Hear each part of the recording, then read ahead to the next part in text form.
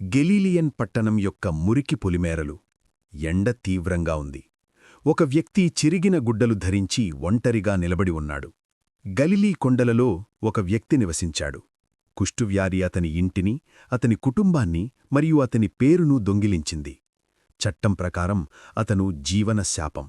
తన చిరిగిన బట్టలు మరియు కట్టుకట్టిన చేతులను చూస్తూ, ఆరోగ్యవంతుల్ని హెచ్చరించడానికి చిరిగిన బట్టలు, తెగుల్ను దాచడానికి నా ముఖం మీద గుడ్డ, నేను వేసే ప్రతి అడుగు నా అవమానాన్ని నేనే అరవాలి. అతను సంకోచిస్తూ వణుకుతూ పట్టణద్వారం వైపు నడిచాడు, గట్టిగా అరుస్తూ, అపవిత్రం, అపవిత్రం, తిరిగి ఉండండి. అతను రొట్టెకోసం ఆకలితో ఉన్నాడు, కాని అంతకంటే ఎక్కువగా అతను దేవుని సన్నిధి కోసం ఆకలితో ఉన్నాడు. ఇంకా సినగాగ్ తలుపులు అతనికి మూసేయబడ్డాయి.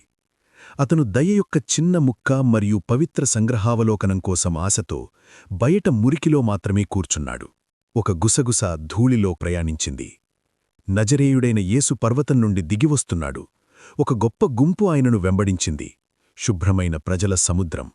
తనకు తాను, నేను ఈ వ్యక్తి గురించి విన్నాను.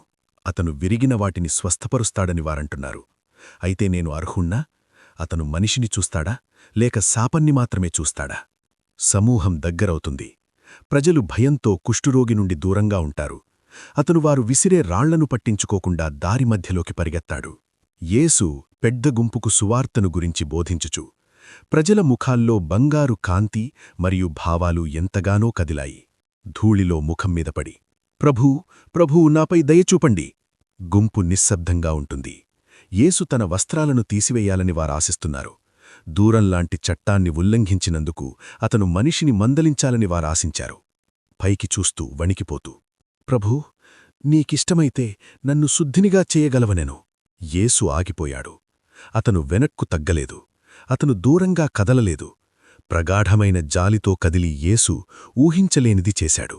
యేసు వచ్చి నేరుగా మనిషి భుజం లేదా తలపై చేయివేశాడు. నీవు శుద్ధుడవు కమ్మని చెప్పగా తక్షణమే వాని కుష్ఠురోగము శుద్ధియాయెను. ఆ సమయంలో పుండ్లు వాడిపోయాయి. బూడిదరంగు చర్మం పిల్లల ఆరోగ్యకరమైన మెరుపుగా మారింది. అపవిత్ర ఇక లేదు. ఎవ్వరితోనూ ఏమియూ చెప్పకు సుమి. కాని నీవు వెళ్ళి వారికి సాక్షార్థమై నీ దేహంను యాజకునికి కనబరచుకుని మోషే నియమించిన కానుక సమర్పించుమని వానితో చెప్పెను.